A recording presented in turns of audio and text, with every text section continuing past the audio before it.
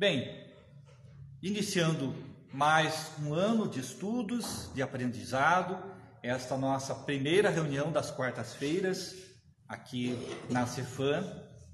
E é claro que nós não podíamos deixar de refletir de um outro tema, que senão as nossas metas, os nossos objetivos, os nossos propósitos para esse ano. Em especial, claro, relacionados à nossa transformação moral.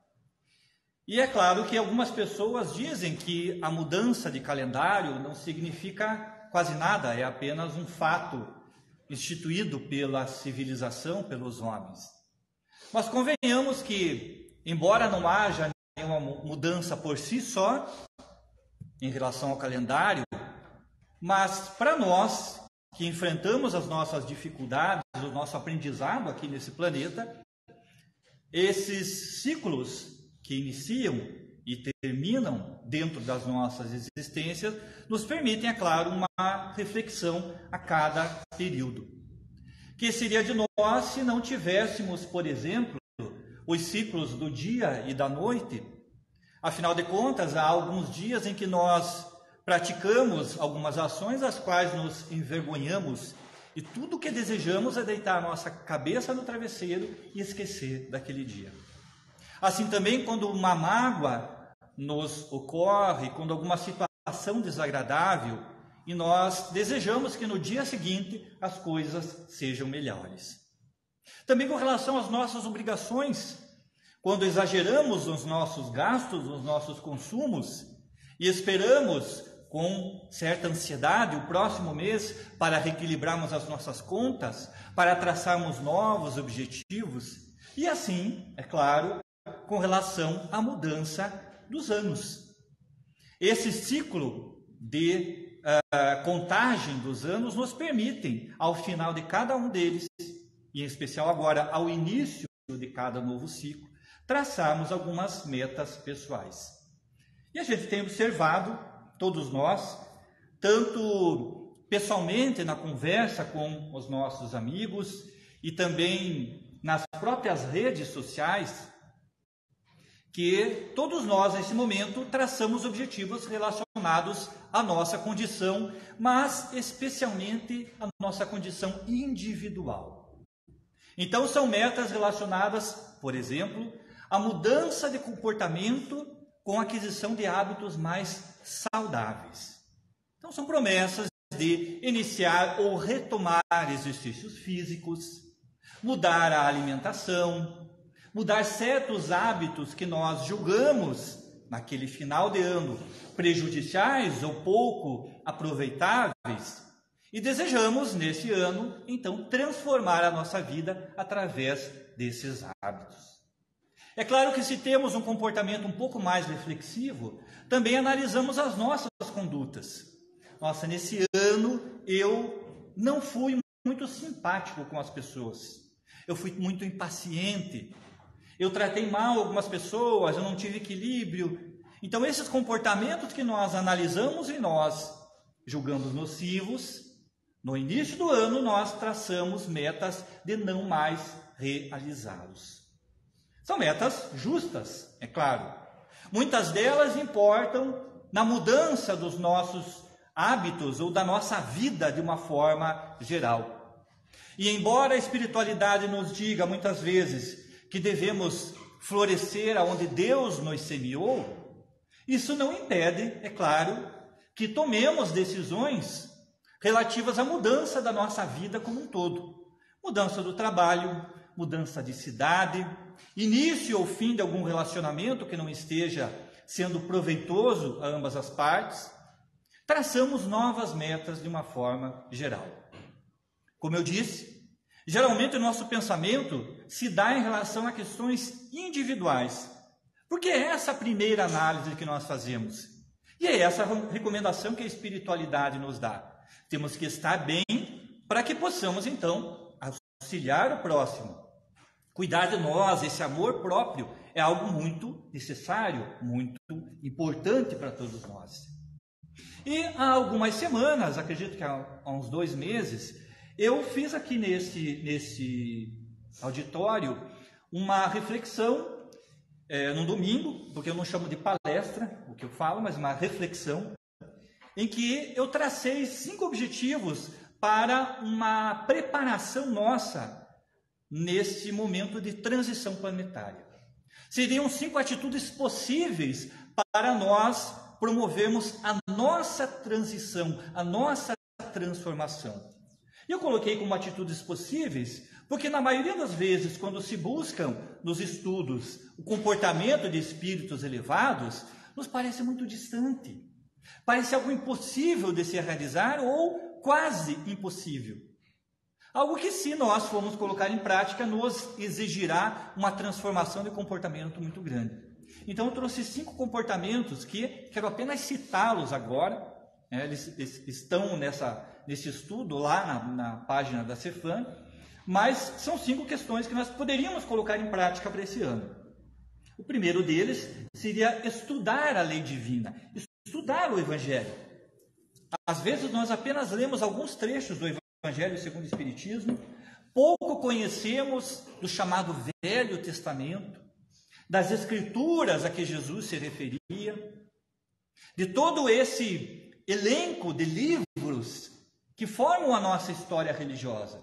Nós não conhecemos, sabemos apenas por referência. Então, estudar essa lei divina. O segundo propósito seria respeitar a lei. Claro que respeitar a lei divina é uma obrigação nossa. Mas eu falo aqui de respeitar a lei humana. Respeitar aqueles comportamentos que são traçados para nós no dia a dia e que, embora nós possamos julgar injustos, possamos julgar eles como inadequados, mas são regras de comportamento impostas e que nos diz a espiritualidade que, uma vez colocados na vida em sociedade, devemos respeitar. Então, respeitar a lei é algo que se espera. Jesus demonstrou em várias passagens obediência à lei, não apenas à lei divina, mas também à lei que vigia a sua época. O terceiro comportamento seria pensar no próximo. Pensar no próximo. Qual seria o comportamento que eu devo ter para que seja proveitoso também às demais pessoas? Qual é a minha atitude? E eu lembro que eu citei nessa palestra nesse estudo, as pessoas que, quando demandam algum restaurante, por exemplo, e que antes de servir se vão marcando as mesas. Então a pessoa deixa a chave, deixa o celular, deixa alguma coisa, porque ele vai até a fila para se servir e quer ter garantido o seu lugar. E se esquece que muitas pessoas estão se servindo na fila naquele momento e que sairão dali para sua refeição e não têm onde sentar, porque está tudo ocupado por chaves, carteiras, celulares, etc. Então, pensar no próximo eu quero o meu bem, sim, eu quero algo que me seja proveitoso, mas eu não estou com isso prejudicando as outras pessoas. É uma atitude egoísta, em última instância é o egoísmo. Então, o terceiro comportamento é sempre pensar se a minha atitude não está magoando o próximo. O quarto seria a compaixão, que é diferente da empatia. Compaixão não é apenas me colocar no lugar do próximo e sentir a dor dele. É imaginar como eu posso fazer para aliviar a dor do próximo. É aquilo que Cristo demonstrou tantas vezes conosco. Ele não apenas chegou aqui e disse, nossa, coitado de vocês, realmente. Não, ele trouxe, ofereceu algo de si, ofereceu essa exemplificação da lei divina para vencermos as nossas dificuldades. Então, a compaixão ensinada pelo Cristo é este olhar para o outro, oferecendo algo que possa aliviar a sua dor. E o último era um comportamento mais sugestivo, de evitar tristeza, mágoa e culpa. Evitar esses comportamentos que nos levam a estados depressivos e muitas vezes, claro, às vias do suicídio, que é o mais fatal dentro da nossa existência. Mas ok, até aqui temos ainda comportamentos individuais, temos metas que possam ser traçadas, mas para uma transformação individual. E de forma coletiva. O que é que nós poderíamos nos comprometer nesse início de ano? O que é que nós poderíamos planejar nesse início de ano em relação ao próximo? E aí vem a pergunta necessária. Quem quer ser um missionário? E eu até comentei com a Mariana, falei, coloque sugestivamente isso, porque conhecemos uma obra, né, de arte, um filme, Quem Quer Ser um Milionário? E a pergunta aqui é, quem quer ser um missionário? E ela disse, olha, acho que ninguém vai assistir esse vídeo. Se fosse milionário, teríamos milhões de acessos, mas missionário, eu não estou pronto para ser um missionário. Porque missionário, nós compreendemos, a maioria das vezes, como alguém que realiza grandes transformações. Então, se pedimos para citar um missionário, nós vamos citar grandes vultos da humanidade que realizaram grandes transformações e que, por isso, se tornaram historicamente conhecidos. Mas missionário, no sentido técnico, é alguém que recebe uma missão e que a cumpre. Mas missionário, então, é alguém que realiza uma tarefa? Porque eu realizo várias tarefas. Qual é a diferença entre missão e tarefa? Essa questão, é claro que já foi abordada muito dentro da doutrina. E nós vamos encontrar no Livro dos Espíritos, quando Kardec vai perguntar a respeito da missão dos espíritos encarnados. Vejam que aqui ele pergunta, questão 573, em que consiste a missão dos espíritos encarnados? De todos. Eu sou um espírito encarnado, vocês espíritos encarnados, e todos esses bilhões de pessoas que habitamos o planeta. Qual é a missão que nós temos? E os espíritos respondem de uma forma bastante simples. Em instruir os homens, em lhes auxiliar o progresso, em lhes melhorar as instituições, por meios diretos e materiais.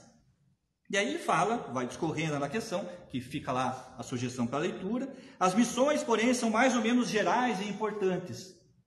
Então, os espíritos vêm nos dizer que a missão do homem encarnado, ela se estende aos outros.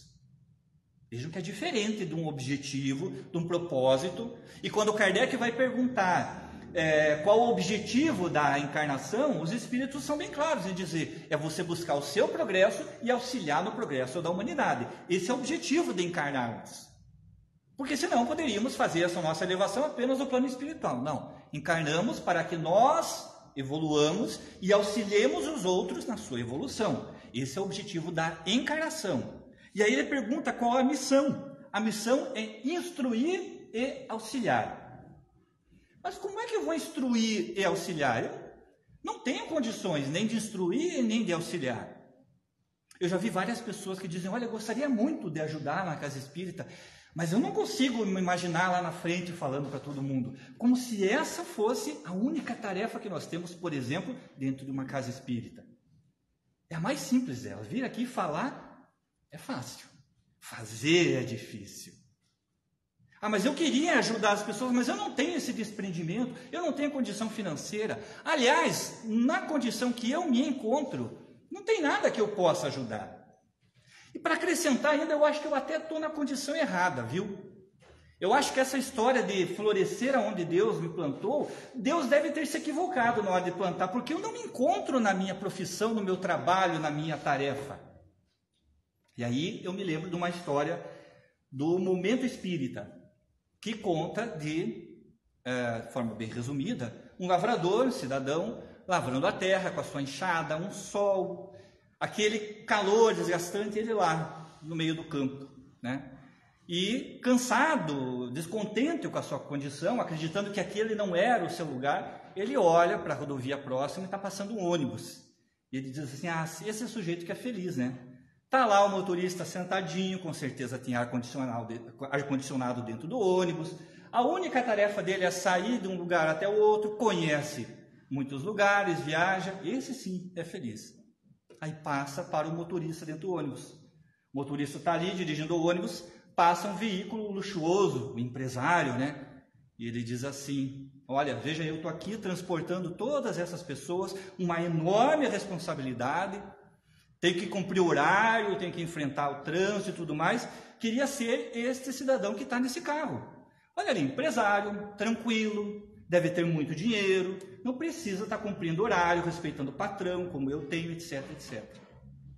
Por sua vez, o empresário dentro do carro, milhões de compromissos na cabeça, está se deslocando para uma reunião importante, pensando nos negócios e na empresa e tudo mais, preocupado com todas as suas obrigações. Ele vê uma aeronave passando e diz assim: aquele sujeito aqui é feliz. Olha só, está lá no alto, vendo tudo lá de cima, não está aqui no meio dessa confusão, não está correndo esses riscos, está lá bem tranquilo, né, na aeronave, voando, tudo que a gente gosta, né, que o homem gosta de voar. Passamos para o piloto, que por sua vez está lá em cima, pensando que está longe da família há muito tempo, também está com uma responsabilidade com as pessoas naquele avião, toda aquela cobrança e tudo mais, e ele olha lá para baixo e vê o cidadão que está com a enxada e diz assim: como eu queria estar lá, sem preocupação nenhuma, só com uma enxadinha no campo, tranquilo. Então vejamos que a história fecha um ciclo do qual todos nós nos julgamos no lugar errado. Mas será que Deus teria errado tanto assim? Será que Deus teria nos colocado em condições, em lugares que nós não temos como auxiliar o outro? Será que o lavrador, o motorista, o empresário, o piloto não estão em condições de assumir uma missão de instruir e auxiliar alguém? No Evangelho segundo o Espiritismo, capítulo 7, item 13, tem o título Missão do Homem Inteligente na Terra. Então para aí, Marcelo, porque inteligente eu não sou. E eu digo a vocês, nem eu. Eu conheço pessoas inteligentes, conheço muitas pessoas que têm um conhecimento muito grande em algumas áreas. Conheço pessoas que têm um conhecimento não tão grande, mas em várias áreas. Conheço pessoas dedicadas, esforçadas, e que se eu for me comparar, realmente não me julgo inteligente. Só que essa palavra inteligente que está colocada aqui, ela tem um outro sentido. E os Espíritos iniciam esse item dizendo que aquilo que nós entendemos como inteligência na Terra está muito longe de ser o que realmente é a inteligência dentro da lei divina. Então, o homem que nós julgamos mais inteligente no planeta não é nada diante da espiritualidade. Quem acompanhou a obra Nosso Lar, de André Luiz, ele aqui, um médico afamado, doutor, quando ele chega ao plano espiritual e consegue uma oportunidade de trabalho, aonde que ele é colocado? Para limpar o chão do hospital. E vocês imaginam o que tinha no chão daquele hospital. Quem não sabe, tem que ler a obra. Mas eu sou um doutor. Então, quando nós nos julgarmos muita coisa, na verdade, nós não somos nada.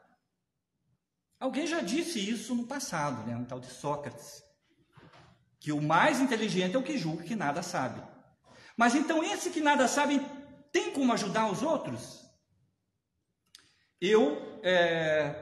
Para quem já me conhece há algum tempo, eu morei 15 anos, quase 16 anos em Morretes. E lá aprendi muita coisa que eu tento utilizar na minha vida hoje. E tinha uma história não, um fato, que nas ruas lá, que não são as principais, quem conhece lá, nas ruas mais dos bairros, não são asfaltadas, o terreno é arenoso, né, dentro da Mata Atlântica. Então, com chuvas e tudo mais, formam-se vários buracos, algumas crateras. E as pessoas costumam, só lá, né, não sei se no resto do país acontece isso, mas as pessoas costumam culpar o poder público por todos os problemas que existem na cidade. Pelo menos lá é assim. E aí todo mundo, não, isso é responsabilidade da prefeitura, tem que arrumar, tem que fazer isso, etc. Os carros passavam por lá, encalhavam, quebravam, etc. Aí eu soube que um cidadão começou a colocar pedras, juntar pedras, né? Tem lá várias pedras de rios, e essas pedras ele foi juntando e colocando para tapar os buracos. Aí alguém viu e falou: por que você está fazendo isso? Porque passam os carros aqui e daqui a pouco quebra um carro, né? Com esses buracos. Isso é responsabilidade da prefeitura. Ele disse: eu sei que é da prefeitura. Mas a prefeitura tem muita coisa para atender. E enquanto ela não pode resolver todos os problemas, eu estou aqui colocando pedras, né, para ajudar.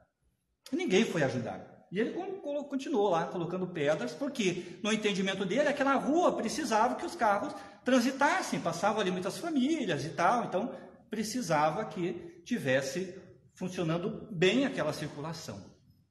Se a história parasse aí, já estaria ótima. Mas tem um detalhe muito interessante. Ele não tinha carro. Ele tinha uma bicicleta, como muitas pessoas têm. Será que ele era um homem inteligente? Nós percebemos que a inteligência, ela se dá nas mais variadas condições. A inteligência é sabermos aproveitar o momento, seja ele qual for, e realizarmos isso que a espiritualidade nos diz, auxiliar o progresso e instruir os homens. O momento espírita traz uma outra história muito interessante. O sujeito estava no hospital, dois homens no hospital. Vocês devem conhecer essa história também. 2 homens lá, doentes, um sentado próximo a uma janela, o outro no canto. E eles não podiam levantar, estavam imobilizados. E toda manhã aquele que estava perto da janela se levantava e passava a descrever para o outro o que ele via. Eu estou vendo um parque muito florido, bonito. E o outro ouvia aquilo e se maravilhava. Ficava várias horas ali ouvindo. Como é que está agora? Estou vendo, tem um casal de namorados andando. Tem crianças brincando, olha. E ele ia descrevendo tudo aquilo. Então, a descrição que ele trazia daquilo lá de fora acalmava este cidadão que estava ali do lado. Bom, foram vários dias. Aconteceu que esse cidadão da janela, ele acabou desencarnando. Saiu. Tão logo tiraram ele, a enfermeira veio e o rapaz pediu, olha, eu quero fazer um pedido. Poderia me colocar na cama dele? Afinal de contas, deixou ver na janela tudo que ele via. Colocaram ele lá na cama. Quando ele, com muito esforço, se ergueu, não tinha nada daquilo que ele descrevia. Era um muro em que não se via nada. E só aí ele foi perceber o esforço que aquele cidadão fazia para transformar o dia dele, para auxiliar ele.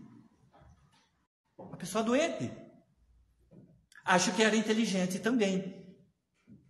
Eu me lembro que também citei algumas vezes atitudes pequenas que a gente julga que não é capaz de realizar, porque é responsabilidade do outro.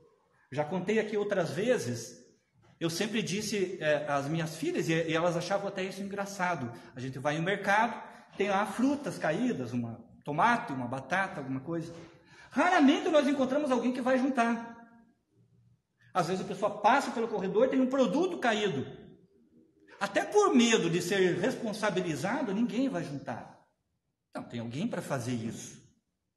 Mas será que, o que custa você colocar? Então, eu sempre que levava minhas filhas ao mercado, hoje elas estão grandes, mas quando eram crianças, levava ao mercado, olha lá, pega uma batata, coloca de volta. É uma coisa simples, é uma atitude pequena. Percebo que se tornar um missionário não é nada impossível. E não é nada que as outras pessoas vão perceber. Se for uma dessas missões pequenas, e uma delas que o Livro dos Espíritos vai citar na questão 582, Kardec vai perguntar se pode se considerar como missão a paternidade. Já pensaram na missão que os pais têm? Pai e mãe? Mas eu estendo os avós, os tios, os irmãos, os amigos, os vizinhos. Já pensou, você tem uma criança que está sendo educada em vias de formação e você é o vizinho, que está dando um costume terrível. Você jogando lixo. Qual criança, aqueles que são pais, que já esteve dentro de um carro, você está viajando, passando um lugar, o carro da frente, alguém abre a janela, joga alguma coisa, a criança fala, lá pai, está jogando lixo na rua. É porque em algum momento alguém colocou a ideia nessa criança de que jogar lixo na rua é errado. Vejam que o nosso comportamento acaba influenciando outras pessoas. É uma missão ser um homem de bem? Sim, é uma missão. Os pais têm a missão muito maior. Os irmãos, os avós, tios, todos nós que estamos envolvidos nesse círculo familiar. Mas percebam que missão, num sentido amplo, compete a cada um de nós. A responsabilidade passa por coisas pequenas. Qualquer um de nós que estamos aqui nesse auditório, os que estão nos vendo em casa, temos a possibilidade de, neste ano de 2023, estabelecer uma missão que seja no trabalho, em casa, na sociedade, na casa espírita, seja onde for. A minha missão esse ano é não criticar outras pessoas. É algo que contribui para mim e é algo que auxilia os outros, que instrui os outros. Porque certamente alguém nesses 365, ou agora 361 dias, vai nos procurar e dizer, viu, você ficou sabendo do fulano? É o momento em que a nossa missão vai dizer assim, olha, soube ou não soube, mas vamos deixar, não vamos comentar. Credo, mas o que aconteceu com você? Virou santo agora? Talvez, estou tentando me santificar, mas eu não vou comentar. Minha missão esse ano é não levar comentários à frente e não permitir que isso se torne um hábito. Minha missão é mais auxiliar ao invés de criticar, porque criticar tem muita gente. Se fossem buscar um missionário para crítica, olha, precisamos de alguém para... se eu terminar de falar, tem um monte de gente. Não, para criticar eu tenho um olho clínico para ver o que está errado, mas você tem mãos para ir lá e fazer o certo. São pequenas missões. E aí a gente pergunta, tá, eu desejo ser um missionário, Marcelo, mas como é que eu descubro qual que é a minha missão? Como é que eu faço uma distinção entre o que são deveres, que esses eu tenho que realizar, porque afinal de contas a nossa vida nos impõe deveres, nos impõe pequenas obrigações. Será que isso que eu preciso realizar, o que eu pretendo realizar, é um dever ou é uma missão? Aonde eu encontro essa distinção? Como é que eu descubro qual é a minha missão?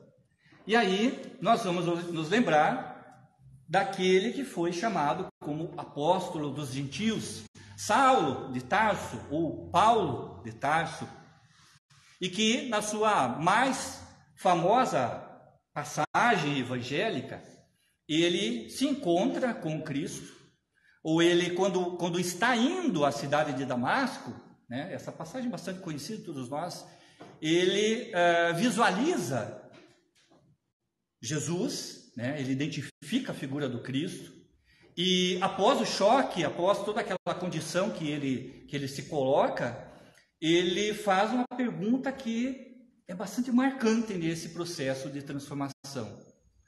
Senhor, que queres que eu faça?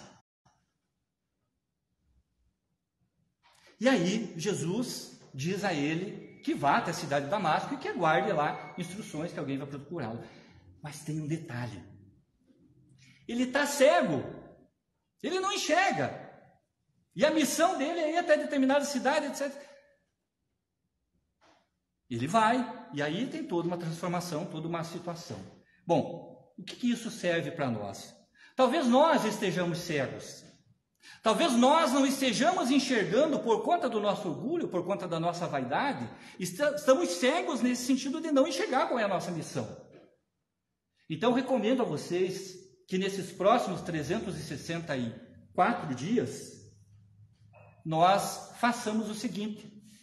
Pela manhã, ao acordarmos, ao agradecer pela vida, ao pensarmos nas nossas metas individuais traçadas para esse ano, aquela mudança de comportamento, mudança de atitude e tudo mais, dos nossos deveres, façamos a nossa oração a Deus, agradecendo por tudo isso, e ao final encerremos com uma pergunta na nossa mente, no nosso coração endereçada a Deus, a Jesus. Senhor, o que queres que eu faça? Qual é a minha missão hoje? Qual é a missão que eu tenho que cumprir neste dia, nessas próximas 24 horas?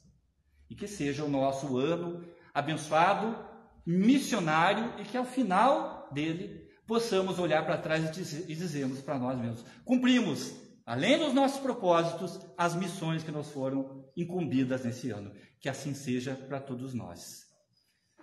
Vamos fazer nossa prece, então, de agradecimento e passarmos aos passes em seguida.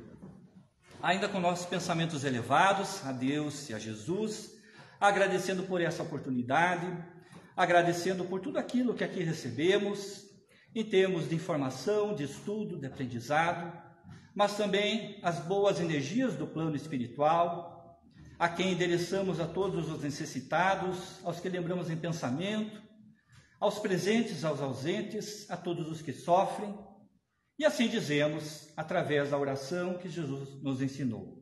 Pai nosso que estais nos céus, santificado seja o vosso nome. Venha a nós o vosso reino, seja feita a vossa vontade, assim na terra como em todo o universo. O pão nosso de cada dia dá-nos hoje. Perdoai as nossas dívidas, na medida em que nós perdoarmos nossos devedores. Não deixa-nos cair nas tentações, mas livra-nos de todo e de qualquer mal. Que assim seja.